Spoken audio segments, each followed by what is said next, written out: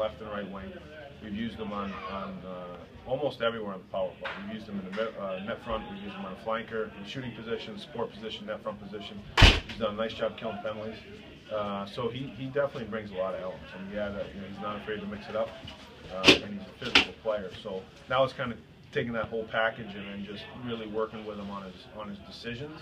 And once that gets consistent, then I think his production will improve. You have another 3-3 coming up. Do you like having the bulk of them in the first half of the season? Does it matter?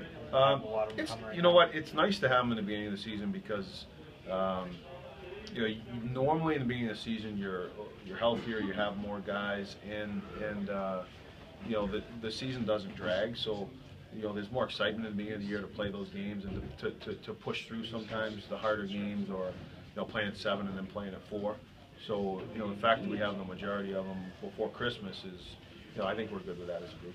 You talk about conditioning coming during practices and things like that, but can it also come through having so many 3-3s early in the season that could help you later with conditioning? Yeah, it's not so much the conditioning. The 3-3 is more mental than it is physical. I think you really get your conditioning through your off-ice training and our practices. That's where you really improve and can build and push through fatigue to be able to get yourself in better shape and continue to get in good shape. The 3-3s they're all mental. I mean, I think when you look at us, we've played some 3-3s, we've been flying on a Sunday, and a lot of it has to do with just mentally digging in and being ready to prepare and compete. Reed McNeil's the only player to play every game, so right now.